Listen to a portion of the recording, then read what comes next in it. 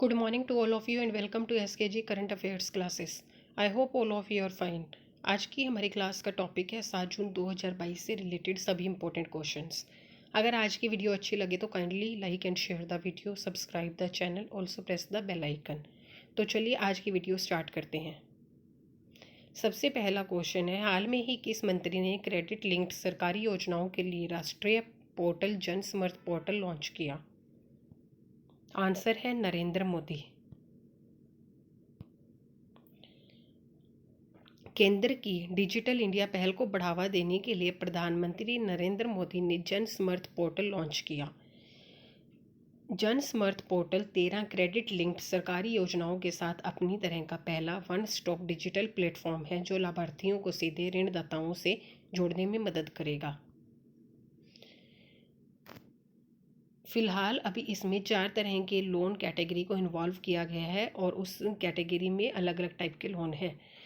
पहला है education loan, दूसरा है एग्री इंफ्रास्ट्रक्चर लोन, तीसरा है बिजनेस एक्टिविटी लोन, चौथा है लाइवलीहुड लोन। इस पोर्टल का मुख्य उद्देश्य विभिन्न क्षेत्रों में समावेशी विकास और उनको प्रोत्साहित करना और उन्हें सरल और आसानी डीजी के माध्यम से सही प्रकार से सरकारी लाभ प्रदान करना है। ठीक है, और ये एक एंड टू एंड प्रोडक्ट है। इसका मतलब है इसमें जाकर आप प्रोडक्ट की जानकारी भी ले सकते हैं, उसके लिए अप्लाई भी कर सकते हैं लोन के लिए, उसकी डॉक्यूमेंटेशन भी वहाँ पर फिल कर सकते हैं और लोन वहाँ से अप्लाई भी हो जाता है। तो ये एक तरह से अपने आप में कंप्लीट प्रोडक्ट है। अगला क्वेश्चन है, पीएम मोदी द्वारा जारी सिक्कों की नई श्रृंखला का लोगो क्या है? आंसर है AKAM, आज़ादी का अमृत महोत्सव। आज़ादी का अमृत महोत्सव जो कि इंडिया की आज़ादी के 75 साल को मार्क करता है, उसके उपलक्ष्य में पीएम नरेंद्र मोदी जी ने 1, 2, 5, 10 और 20 के सिक्कों की नई और स्पेशल सीरीज़ लॉन्च की। ये जो सिक्के हैं इनका जो थीम है वो है एकम, और ये जो विजुअली इम्पेयर्ड पर्सनस है जिनको दिखाई नहीं देता, इन सिक्कों को वो आसानी से पहचान पाएंगे। अगला क्वेश्चन है, हाल ही में ACME समूह ने किस राज्य में हरित हाइड्रोजन संयंत्र का प्रस्ताव रखा है? आंसर है कर्नाटका। गुरुग्राम स्थित अक्षय ऊर्जा company ACME clean tech solution ने कर्नाटका के साथ एक करार किया जिसमें 1.2 मिलियन टन प्रति वर्ष ग्रीन हाइड्रोजन और अमोनिया में लगभग 52,000 करोड़ रुपए का निवेश करने का प्रस्ताव है। जो ACME ग्रुप है इसने वर्ल्ड का सबसे पहला इंटीग्रेटेड प्रोजेक्ट जो ग्रीन हाइड्रोजन और ग्रीन अमोनिया प्लांट है वो राजस्थान के बीकानेर में सेटअप किया हुआ है। और डेवोस में भी इसको एक उपलब्धि मिली थी कि नास्डाक लिस्टेड रीन्यू पावर ने स्टेट गवर्नमेंट, कर्नाटका की स्टेट गवर्नमेंट के साथ एक प्रोजेक्ट साइन किया जिसमें वो एनर्जी सेक्टर में स्टेट में अगले आने वाले 7 सालों में 50,000 करोड़ का इन्वेस्टमेंट करेगी। यहाँ के चीफ मिनिस्टर हैं बसवराज बोम्मई, गवर्नर है थावर चंद गहलोत और कैपिटल है बेंगलुरु। अगला क्वेश्चन है, हाल में ही यूनाइटेड नेशंस ने किस देश का आधिकारिक नाम बदलने पर अपनी सहमति व्यक्त कर दी है? आंसर है टर्की। टर्की है जो पहले टर्की के नाम से जाना जाता था और अब जब इसके नेम चेंज की अंकारा से फॉर्मल रिक्वेस्ट आई है तो उसके बाद इसको तुर्की के नाम से जाना जाएगा। कंट्री के प्रेसिडेंट रिसेप तय्यिप एर्डोगन का कहना है कि जो वर्ड तुर्की है वो टर्किश नेशन जो इनका नेशन है उसके सिविलाइजेशन, कल्चर, सभ्यता और उनकी वैल्यूज़ को अच्छे से प्रेजेंट करता है दुनिया में।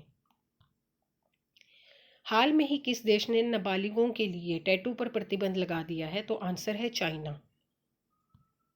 चाइना ने अभी माइनर्स के लिए जिनकी उम्र 18 से कम है उनके लिए टैटू बनाने पर प्रतिबंध लगा दिया है। वो कहते हैं कि ये उनके कल्चर के खिलाफ है और इसके लिए उन्होंने उनकी फैमिली से और स्कूल से भी आग्रह किया है कि इस प्रैक्टिस को डिस्करेज किया जाए, मतलब उत्साहित ना किया जाए। चाइना की कैपिटल बीजिंग है, प्रेसिडेंट शी जिनपिंग है और पॉपुलेशन 1.4 बिलियन है और ये वर्ल्ड की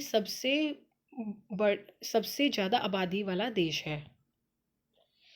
अभी हाल में ही किस देश ने कंबोडिया, मलेशिया, थाईलैंड और वियतनाम से सौर पैनल आयात पर 2 साल के लिए टैरिफ निलंबित कर दिया है? आंसर है यूएस।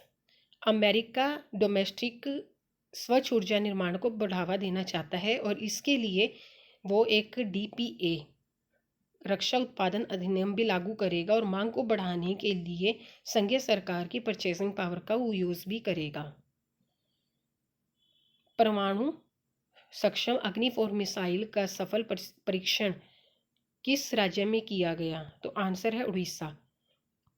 जो अग्नि 4 मिसाइल है ये न्यूक्लियर कैपेबल है और इसकी जो रेंज है वो 4000 किलोमीटर है। इसका परीक्षण उड़ीसा में अब्दुल कलाम आइलैंड पर किया गया और ये सक्सेसफुल इवेंट था और जो कि रिप्रेजेंट करता है इंडिया की क्रेडिबल मिनिमम डेटरेंस कैपेबिलिटी को। अगला क्वेश्चन है, विश्व का सबसे बड़ा 4 दिवसीय कार्य सप्ताह परीक्षण किस देश में शुरू किया गया? आंसर है यूके।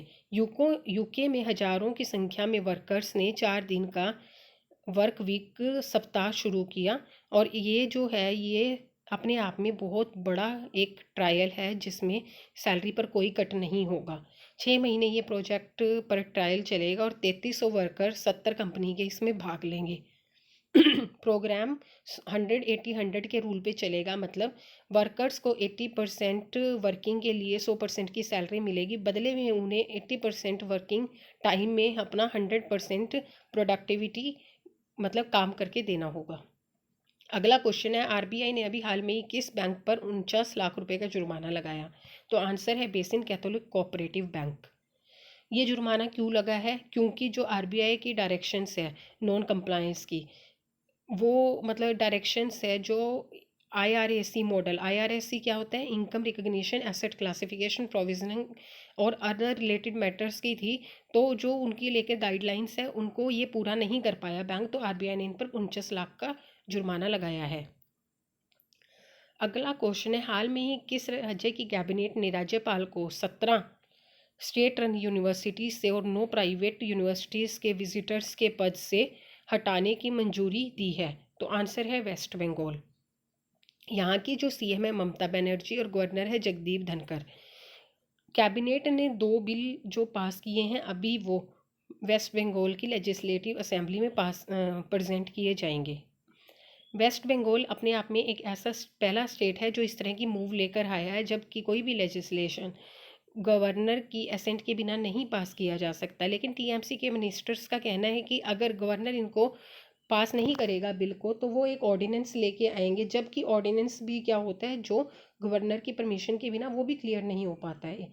तमिलनाडु और गवर्नर ऐसे 2 स्टेट्स हैं जिन्होंने एक ऐसा लेजिस्लेशन पास किया है जो स्टेट गवर्नमेंट को पावर देता है कि वो वाइस चांसलर को अपॉइंट कर सके स्टेट फंडेड यूनिवर्सिटी का। लेकिन गवर्नर तो दोनों स्टेट्स में चांसलर कंटिन्यू रहता ही है, साथ में स्टेट गवर्नमेंट को भी परमिशन मिल जाती है। लेकिन जो अभी वेस्ट बंगाल में हो रहा है वो ये कहते हैं कि स्टेट को पावर दे दें, लेकिन वो पावर है जो गवर्नर से छीन ली जाए। तमिलनाडु में ये जो लेजिस्लेशन है अप्रैल 2021 में पास हुआ, जबकि गुजरात में ये जो है ये 2015 में पास हुआ। Thank you friends.